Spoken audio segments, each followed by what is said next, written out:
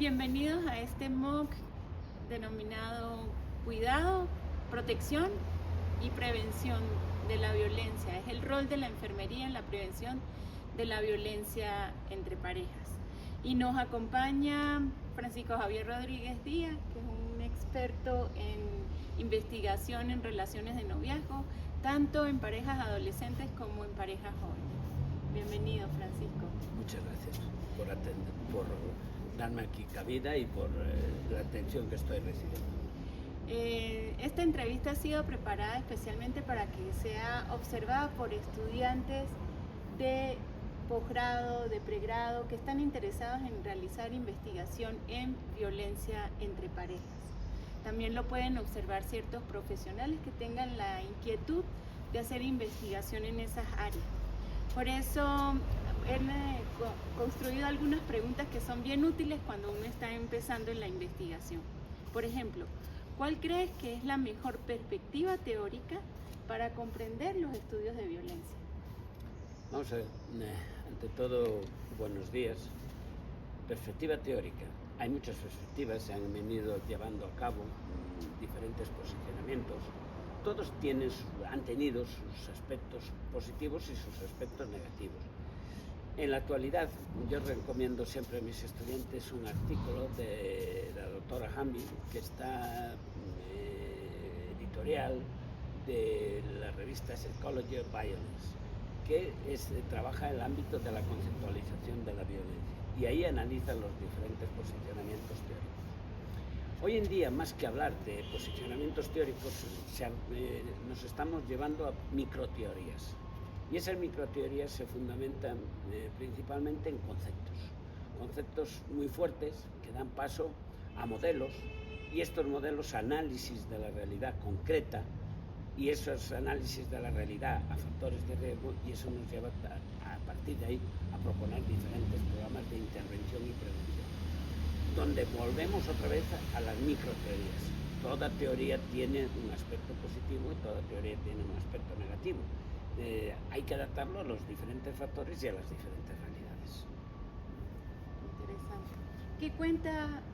¿Qué más nos cuenta Hamby acerca de la violencia propia? Hamby, vamos a ver, parte de un análisis teórico en el cual yo estoy de acuerdo, y hemos escrito ya bastante sobre ello, un concepto de violencia en el cual la violencia es una conducta siempre intencionada.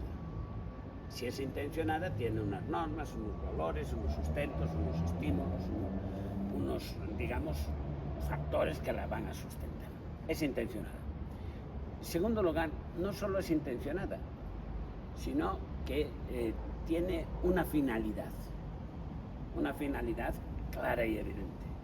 Destruir algo que a mí me hace daño, que a mí me molesta. Con lo cual, eso significa que esa intencionalidad se dirige hacia algo.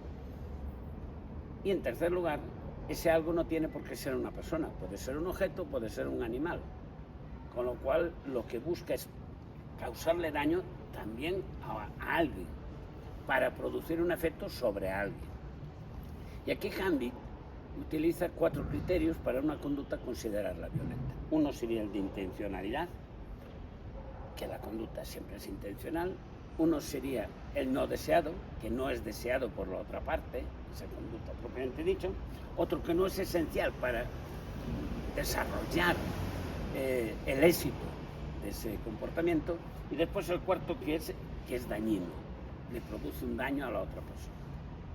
Y desde ese análisis lo que hace es diferenciar los diferentes tipos de conducta y ver lo que es violencia y lo que es agresión, lo que es maltrato y lo que es falta de habilidades sociales o falta de relaciones positivas con la otra parte.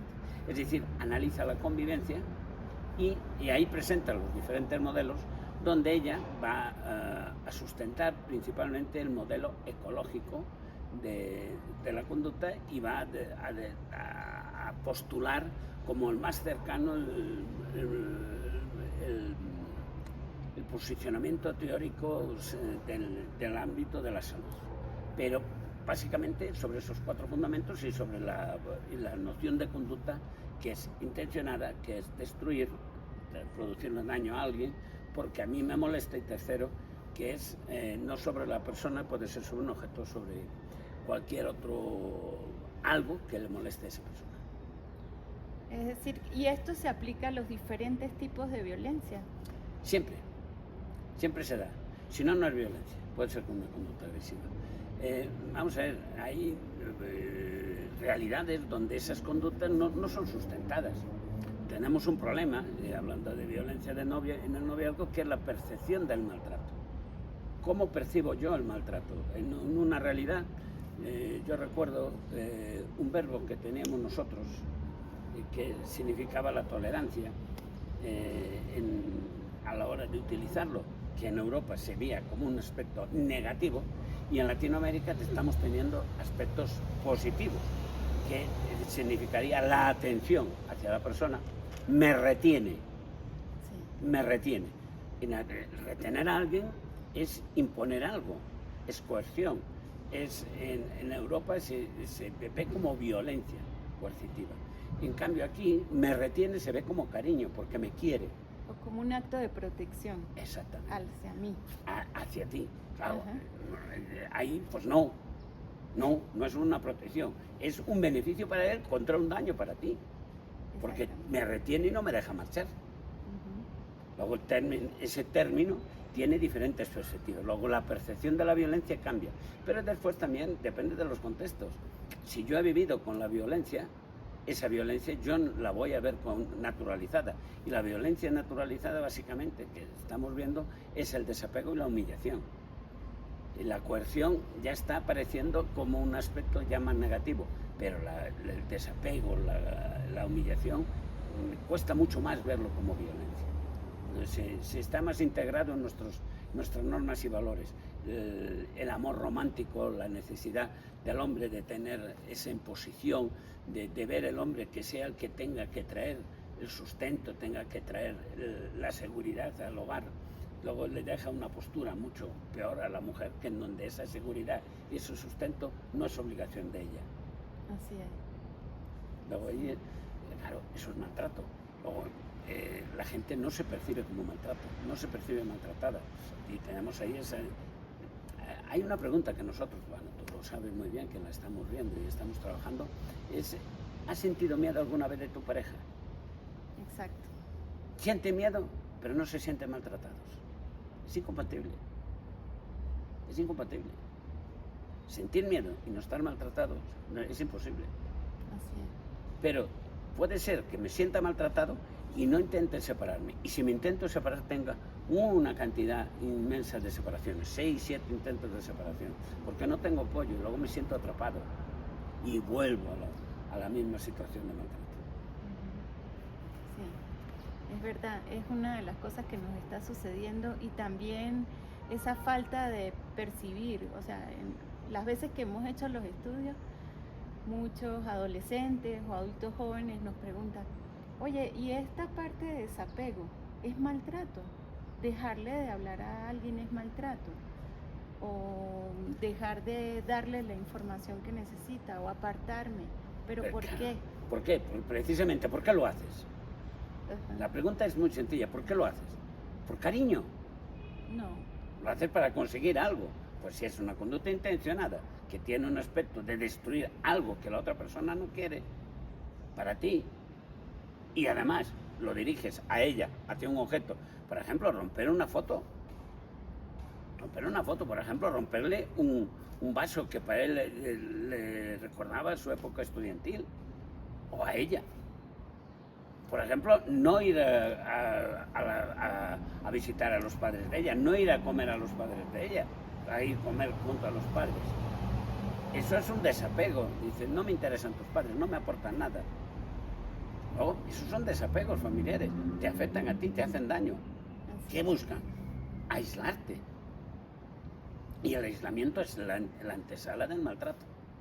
Así es. Creo que para la juventud lo más difícil de identificar son ese control psicológico, ese maltrato psicológico, es lo más difícil. La coerción ya se va identificando, el control no. El control no. ¿Por qué? Porque no saben muchas veces qué es el maltrato. Yo lo tengo aquí, por ejemplo, hay maltrato inadvertido, pero también hay maltrato intencional. ¿Qué es el maltrato inadvertido? Que yo no soy consciente de que yo estoy maltratando. No sé tratar mejor a una persona. Yo a lo mejor a una chica le regalo flores, le regalo vestidos, pero cuando llego a casa me siento y me pongo a ver la televisión y digo, ¿para cuándo la comida? La comida está fría. Sí. Últimamente no hacen nada bien. Ese es el maltrato inadvertido, porque no sabe tratar de otra forma. La manera que veo. En cambio ella, que es el sexismo benevolente, la trae en volandas, cariños, viajes, compras. No, trátala, convive.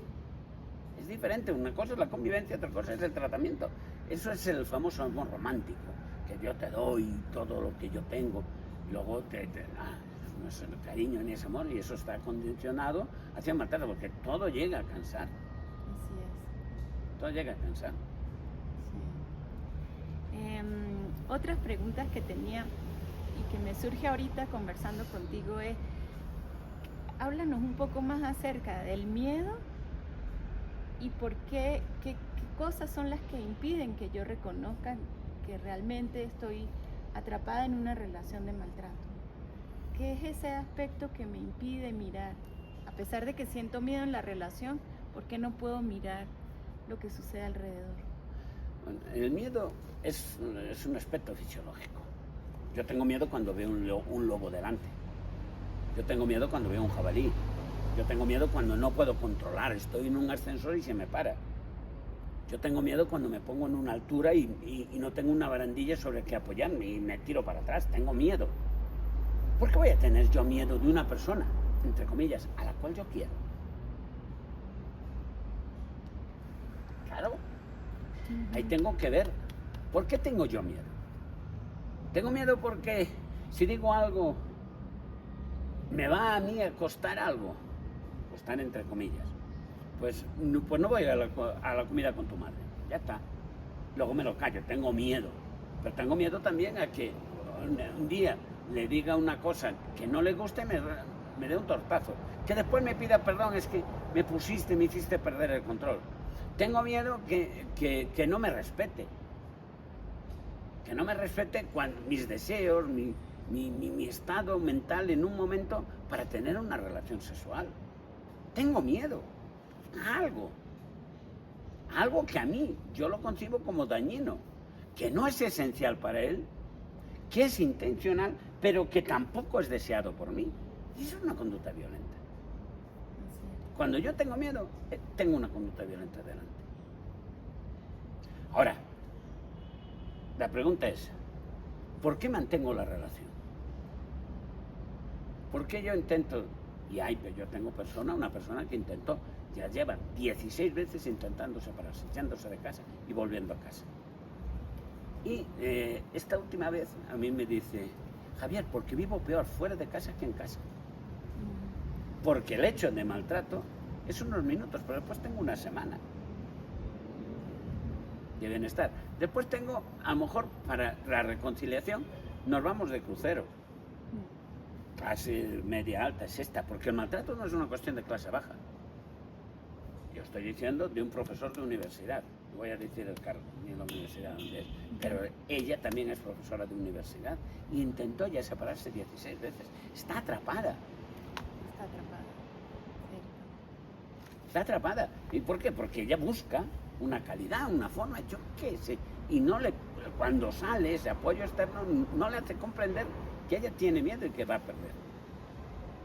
Y eso es lo que a nivel de intervención, lo que primero tenemos que enseñarle a la gente, primera cuestión básica para intervenir, cuál es la situación de maltrato y qué consecuencias tiene para ella y qué puede hacer ante ella.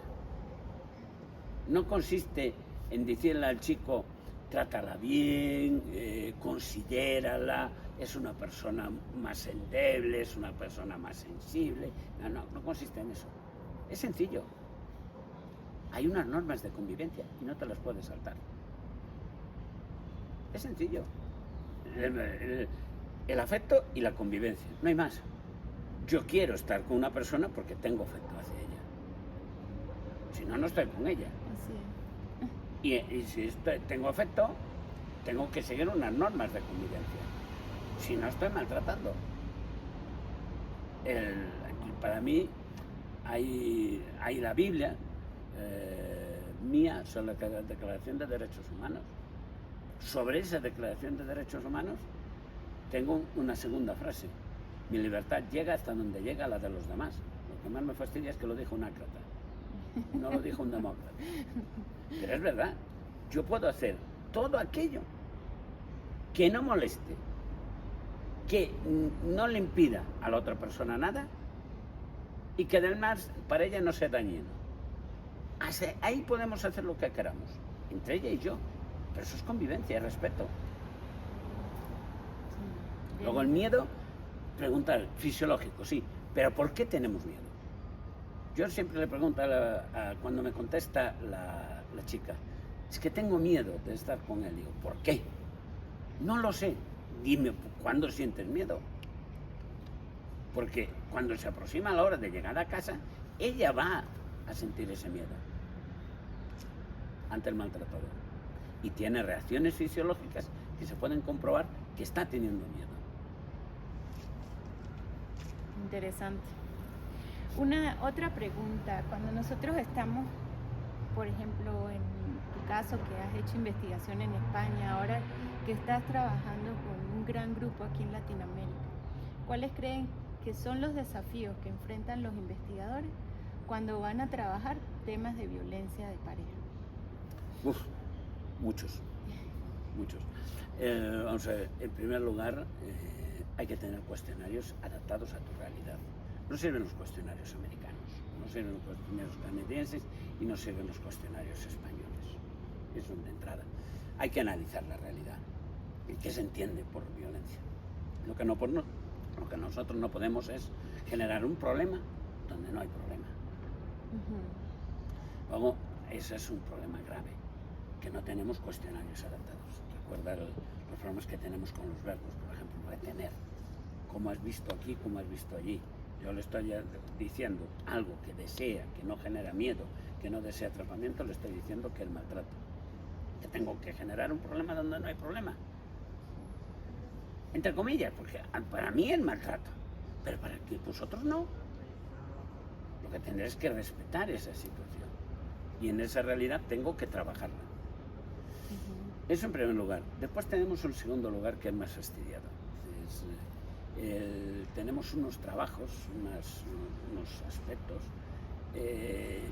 que tiene que la propia realidad desarrollar.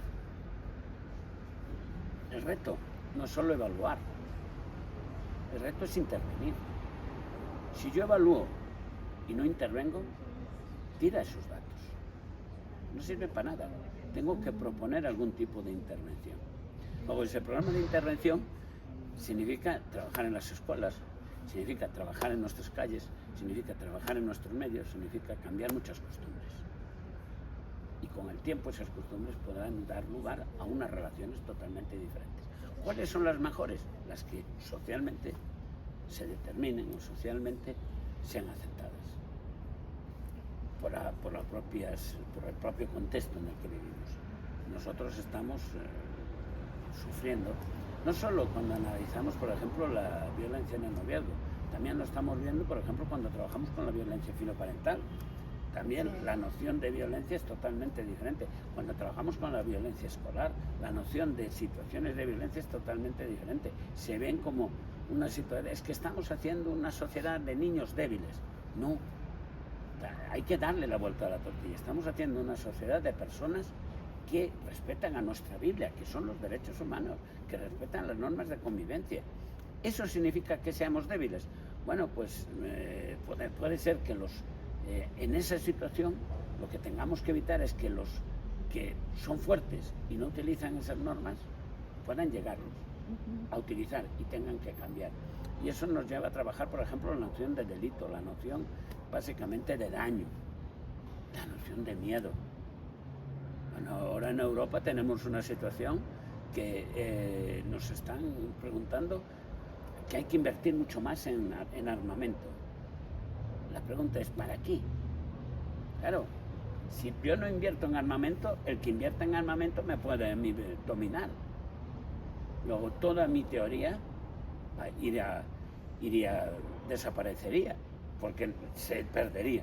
Pero ¿por qué no podemos influir, mientras tanto, en esa sociedad magnetística que está trabajando, que está desarrollando, que ya se pueden lanzar?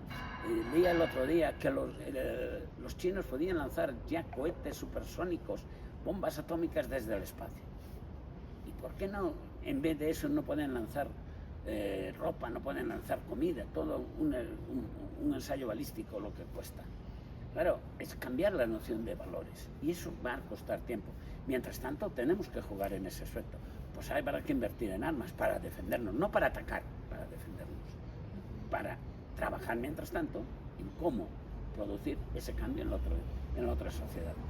Y la mejor forma de producir ese cambio en la otra sociedad es que nuestra sociedad viva el confort, viva la realidad, porque la gente va a querer venir a nuestra sociedad. La gente no quiere ir a Rusia a vivir, quiere venir a Europa.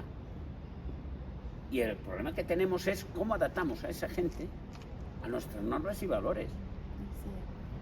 Porque tenemos barrios que son con graves problemáticas a las afueras de París. Tenemos barrios con graves problemáticas en Alemania. Y tenemos problemáticas en nuestra realidad. ¿Qué hacemos con el burka? Cuando en mi realidad taparse la cabeza en un lugar cerrado, aunque vayas con una gorra, es mala educación. Pero eso lo hacemos nosotros. Y luego yo a mucha gente le tiro la gorra y le digo, ¿no te han enseñado normas? Alumnos que van a clase y se ponen una gorra. Oigan, vamos a ver. Yo no soy partidario que para entrar en una iglesia católica haya que tapar los brazos, las mujeres. No, vamos a ver, chico, yo no soy un árabe. Ahí llegamos. Me pone de mal humor. Ahora, que vayas desnudo, vayas en bañador, eso es faltar. Eso es norma de educación, no es cuestión de cultura. No es cuestión de cultura, es cuestión de respeto. De respetar lo que está allí nombrado. Luego, que se me respeten a mí, igual que yo los respeto a ellos. Y si no, que no vengan. Así es. Una cosa, volviendo al punto de buscar el significado de lo que sería la violencia para poder desarrollar instrumentos de evaluación contextualizado. ¿Cómo se hace en ese caso? ¿Sería un desarrollo lingüístico sin cambiar propiamente esos ítems que son considerados, por ejemplo, coerción o desapego? ¿O es...? Los factores son universales. Ajá. Hay 5 o 6 grandes factores. O sea, el desapego está claro, la humillación está clara, y eso sería un factor psicológico emocional. Después hay el control económico, hay la coerción. Control económico y coerción suelen dar lo mismo, pero bueno, así como el otro es psicológico emocional, esto sería control. Y después tendríamos el físico y el sexual. Ahora, el problema es cómo visualizo yo en esa realidad. Yo, cuando me preguntan cómo llegaste a construir el DVQ, lo construí con un profesor que se llama Luis Rodríguez Franco. Yo en aquella época trabajaba mucho con mujeres adictas y lo que hicimos a finales del siglo XX, lo que yo hice fue sentarme con ellas y observé que estaban siendo maltratadas y les ponía que me pusieran conductas de maltrato. Conductas de maltrato cada una de ellas, cómo lo vivían. Y eran 20, 30, depende, porque claro, le daban el alta, yo cambiaba. Pero las sesiones que hacíamos era ver todos los ítems en los cuales esas 8 o 10 personas coincidían. Y nos dimos cuenta que de esos ítems, sobre 100, lo decían siempre. Siempre estaban allí. Los teníamos por X o por Y, siempre estaban esas conductas, esos comportamientos. Luego hicimos lo que es un análisis factorial y empezamos a explicarle los ítems si esto era lo mismo. No, pero es que esto va en lo mío. Y luego lo redujimos a 42 ítems, que fue cuando apareció el cubino. De ahí teníamos, si mal no recuerdo, 7 escalas, no, 9, porque había la de género, había la instrumental, había una emocional, creo que eran 9. Y el DVQ quedó cuando las víctimas nos lo redujeron Cuando vieron la escala y dijeron, no, esto es lo mismo que esto, quedó en 22, perdón, en 20. Hicimos desaparecer lo de género, porque lo de género era era conceptual, no era comportamental. Y el DVQ son comportamientos que hace la persona con la otra persona y se dirige hacia uno y otro. Y ahí, siguiendo a Strauss, y ahí también estaba Hamil en ese cuestionario, pusimos víctima y agresor. Y ahí fue cuando empezamos a ver el grado de coincidencia, de convergencia en las respuestas entre la víctima y el agresor. Y quién es más víctima y más agresor. Si la convivencia estaba ya deteriorada, si había separación, no había separación, había intento, no había intento. Luego, consiste en desarrollar comportamientos, en evaluar comportamientos. ¿Dónde? Donde se da el maltrato.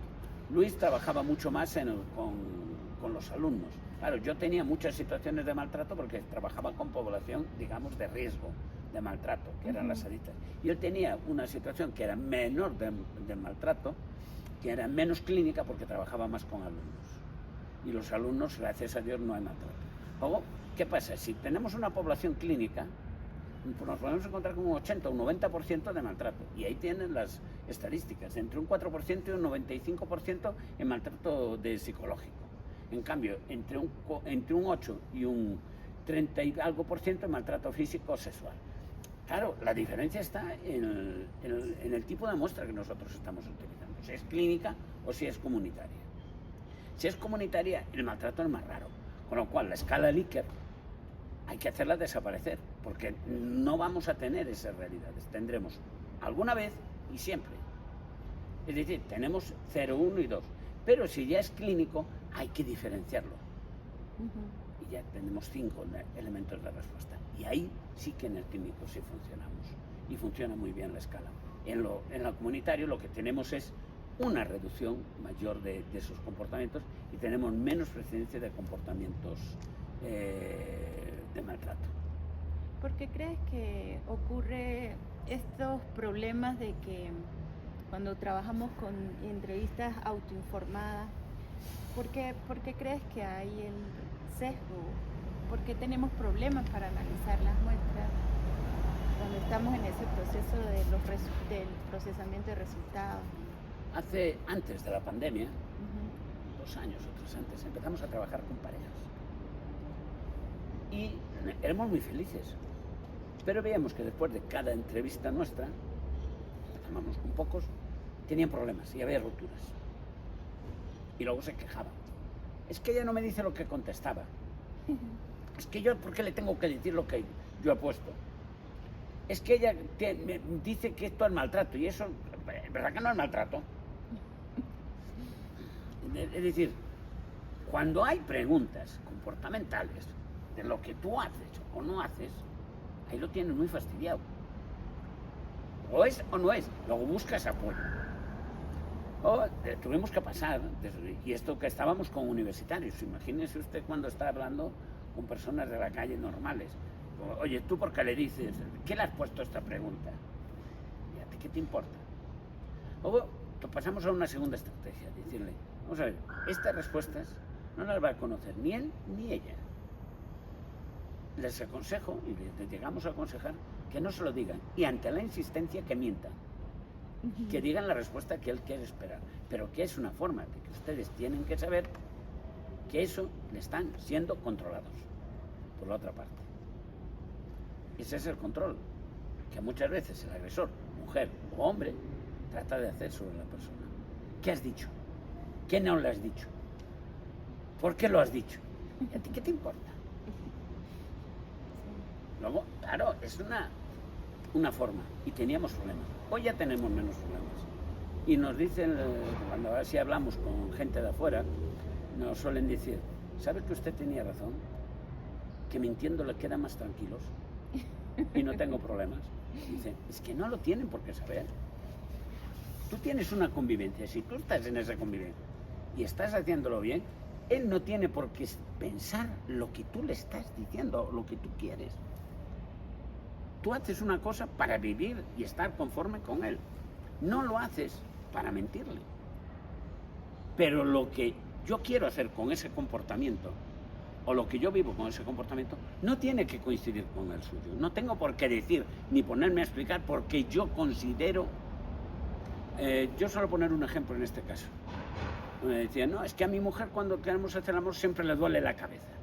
No, no le duele la cabeza. Lo que no tienes ganas. Lo que a lo mejor es que no sabes tú o le estás imponiendo un comportamiento cuando ella no lo quiere y lo quiere en otro momento y tú no lo quieres.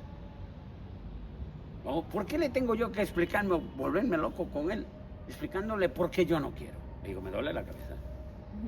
Sí. Ya está. O al revés, ¿eh? Tuve un día muy ajetreado, me duele la cabeza, son motivos por los cuales tienen esas situaciones. Sí. ¿Cómo sería la estrategia para informar los resultados de investigación a aquellas personas que son diseñadores de política pública para que estos resultados aterricen en la realidad social? Vamos a ver, la investigación no puede estar en la política pública. La investigación tiene que ser independiente. Y la política pública tiene que vivir de los investigadores. A ver si me explico. La política pública, pero el investigador tiene que dar a conocer sus datos. Un investigador que no da a conocer sus datos porque teme el malestar, que le moleste a uno u otro, a lo mejor no voy a tener más investigaciones si no es investigador. Ese es un pelotas, entre comillas se dice en España, le llaman pelotas. Es decir, un cuantista. Luego hay revistas científicas. No se puede publicar un dato en cualquier periódico. ¿Por qué? Porque el dato puede ser interpretado de diferente manera. Y ese dato tiene que ser referido por personas que tengan suficiente formación para interpretarlo. La política pública, básicamente lo que tiene que hacer es hacerle caso a los datos y promulgar una política que sea referente a datos, no al populismo de los datos. Es decir, hoy en día no consiste en que diferenciar entre delito y falta en una situación si lo hace el hombre o lo hace la mujer. Los dos son delitos, los dos son conductas violentas, los dos son formas de convivir inadecuadas, que producen miedo, más a una mujer o más a un hombre. Que sea el físico más en el hombre o que sea la sexual que le importe más a la mujer, eso no le interesa al funcionario público, a la política pública. Lo que le interesa es cómo erradicar que esos comportamientos en la sociedad sean vistos como violencia y podamos hacerle frente hacia comportamientos más prosociales, más de participación. No por aumentar las penas y aumentar la cárcel, vamos a lograr que los hombres nos metamos en la cocina, vamos a lograr que los hombres atendamos a nuestros hijos. Va a ser por políticas públicas. ¿Por qué una mujer va a tener derecho a 12 meses de baja por tener un hijo? Si tiene la mujer 12 meses de baja, tiene que tenerlo el hombre 12 meses de baja también. Por una sencilla y llana razón, porque ese hecho que, entre comillas, está favoreciendo política pública a la mujer, le está, digamos, haciendo vulnerable en la política social, en su integración social.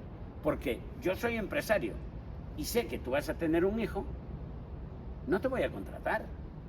Y voy a contratar a un hombre. Con lo cual, en la edad de embarazo, la mujer va a perder frente a un hombre. Ahora, si yo sé que esa mujer va a tener un hijo y va a tener el mismo periodo, la mujer que el marido, a mí me da lo mismo contratar al hombre que a la mujer. Estoy favoreciendo la igualdad social.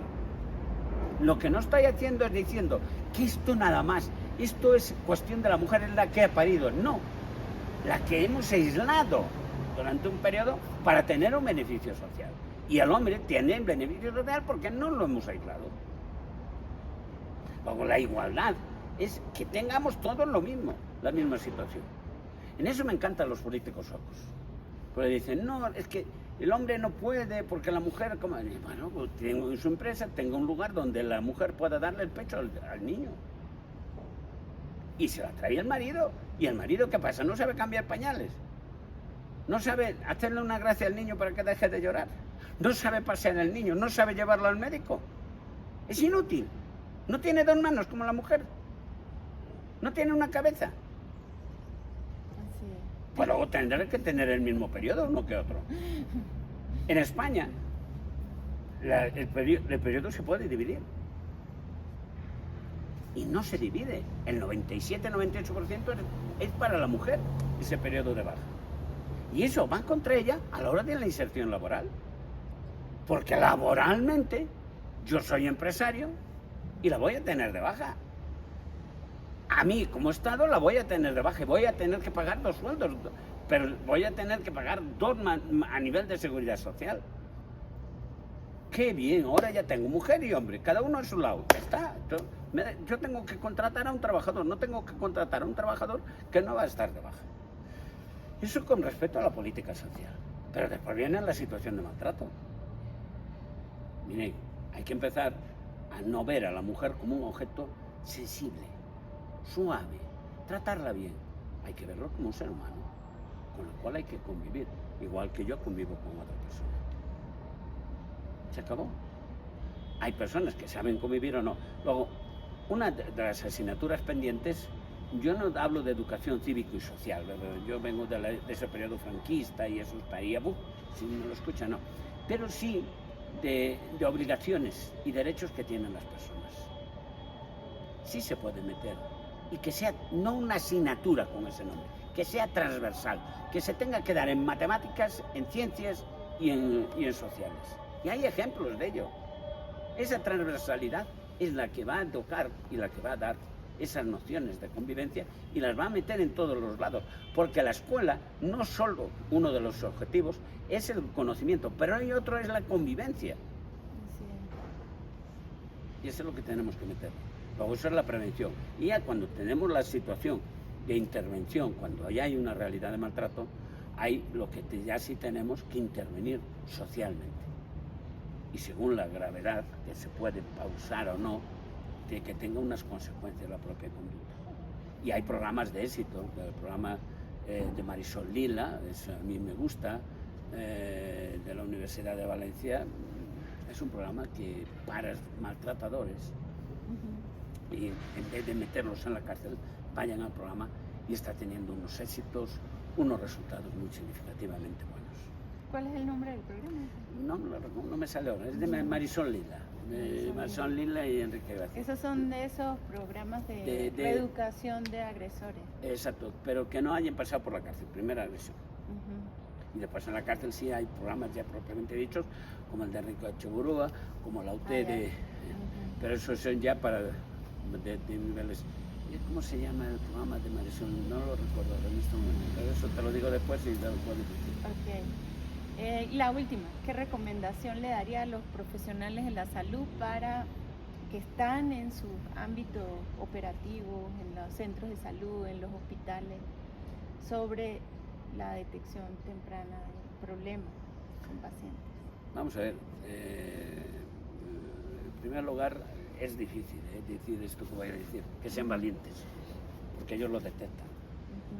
Nada más bajar la cabeza de una persona mayor, o un niño cuando mira a la madre o mira al padre, puedo decir que tengo que decir, ellos lo detectan, hay protocolos, hay cuestionarios, pueden ellos ir contestando, haciéndole preguntas a los padres, hay muchos protocolos para seguir de detección.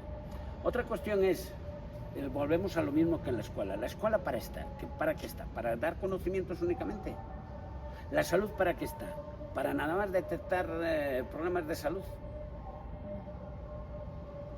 Hay más, la situación de estrés que esas familias están trabajando, lo sabes tú muy bien, la ansiedad, depresión, estrés postraumático que están viviendo. Eso lo ves, lo detectas y luego ya puedes empezar a activar el protocolo. Cuando yo veo a una persona mayor que me entra y está con la cabeza baja y está contestando la hija, le digo, mira, por favor, ¿puedes irme a buscar algo a recepción? Y yo me quedo con él solo y luego le hago preguntas. ¿Por qué no levanta usted la cabeza? ¿Por qué no contesta usted? ¿Qué le está pasando? Y doy orden a recepción que cuando llegue allí la persona me la retenga. Es una manera de saberlo. Pero eso puede ser en el maltrato, violencia filoparental. Claro. Eso sí, después cuando ya tenemos el problema de violencia, queremos que nos lo solucione todo el mundo. Pero ¿cómo no ha pasado todo el sistema sanitario, todo el sistema de educación? ¿Cómo ha llegado una persona a producir ese maltrato? ¿Cómo puede decir alguien es que era una persona que trataba muy bien a su mujer. No se le veía venir. Eso es mentira. Se les ve venir. Se les ve venir. Y eso es lo que tenemos que hacer. Pero es muy difícil, lo que estoy diciendo. Que sean valientes. No nos han educado eso. Yo recuerdo a un profesor que me decía, mire, me ha gustado lo que usted me dijo, pero a mí me han formado durante 5 años para dar clases de matemáticas y contenidos. Y para esto que me está usted educando, formando, me dijo, pero lo que me está formando es la primera vez de lo que me habla en toda mi vida. ¿Usted cree, con este curso que tuvimos con usted de 20 horas, a mí me ha valido para algo? Si le he dicho que yo estuve 5 años para lo otro. ¿Por qué? La pregunta yo le dije, la respuesta es porque a usted, cuando le daban el conocimiento, no le enseñaron convivencia. Y ese conocimiento es un conocimiento vacío, no es útil. Ahí está la receta, que sea transversal. Bueno, Francisco, muchísimas gracias por esta entrevista. Gracias a ti por tenerme aquí entretenido un poco, porque me estaba aburriendo. No, sabes que no. Muchas gracias. Chao, gracias.